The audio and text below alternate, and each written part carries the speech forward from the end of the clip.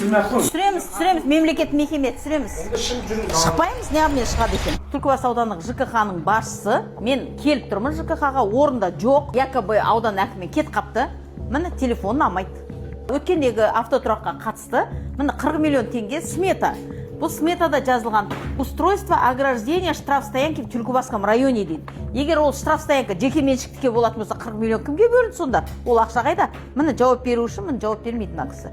Звондап жатырмын, алмай жатыр. Ләззат Балтабайқызы. Жоқ, түсірім жүргізіп жатыр. Бұл мемлекеттік мекемеде. А неге сіз сонда камераға жауап бере алмайсыз ба сонда? Келіп кеттіңіз. Оны мүші бергеннен. Мәселе мұжуда неге 42 миллион бөлініп жатыр? Жеке меншік азаматтардың автокөліктерінен ақша алып жатыр. Қалай оны мышып жатыр? Мен журналист боламын. Асанова Ләззат. Қағазыңыз бар ма? Иә, бар қағазым. Не істейін? Сіздің аты-жөніңіз кім? Аты-жөніңіз кім? Міне. Бұл жерде отырған балы азаматтар мазаламаңыз, сырттан келіп. Кім мазалап жатыр? Сіз не істейсіз? Мен сүйреп шығарып тастайсыз ба? Мен халықтың ақшасын іздеп жатырмын. Сіздің үйіңіз емес бұл. Бұл мемлекеттік мекеме. Мен де жұмыс жасап отырмын. Не жұмыс істеп жатырсыз? Представиться етіңіз.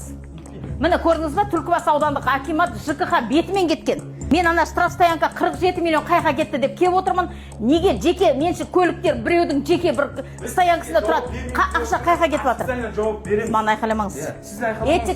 Этика қаржы қай жақта кеткенін ешқандай есеп бермейді.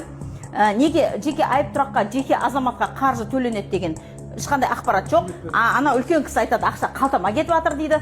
Қайық кетіп жатыр ол ақша? Қалтама кетіп жатыр. Полиция бұл жерде әр күнге 5000 теңге төленеді дейді.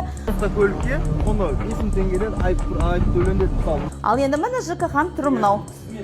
Түсіреміз, мемлекет мекеме түсіреміз. Шықпаймыз, неғымен шығады екен. Мен мемлекет мекемеде тұрмын. Сіздің аты-жөніңіз кім? Мен не адам сияқты емеспін ба? Неге мен оскорбление жасап жатсыз? Не істеп жатырмын мен? Қалай төбесіне тұрмын? Мамандар отыр, мамандарға сұрақ. Қалай мен официально кеп тұрмын. Масс-медиа заңына сәйкес мен ауызша сұрай аламын. Неше түрлі бағдарламалар, өтініш бар, документолог бар. Беріңіз сол. Адами тұрғыда деген нәрсе жоқ па сіздерде? Адами тұрғыда біз сізге қараңыз да, мен қазір объекттің басында жүрмін да. Жүре беріңіз. Біз уақытымызда жатсыз. Бара беріңіз, мен мына кісіден сұрап жатырмын. Олар жауап беріп жатыр. Сізге қарағанда бұл кісілер маған өте сауатты, мәдениетті жауап беріп жатыр. Міне көрдіңіздер ма, мемлекеттік қызметкердің бүгінгі бейнесі мына Түлкібас ауданындағы. Мына ЖКХ-ның орынбасарымын дейді. ЖКХ-ның басшысы мен бағаналы бері звондап жатырмын, телефонды алмайды. Сонда бұл жерде қалай сонда бұл жерде заң жүрмей ма не? Міне бағаналы бері звондап келіп жатырмын. Мына орынбасары өте неадекватный болып келіп тұр қазір. Мен журналист ретінде келіп, масс-медиа заңына сәйкес менің ақпарат алуға, іздестіруге, сұратуға, ол ақпараттың нақтылығын тексеруге және оны мен жариялауға правам бар.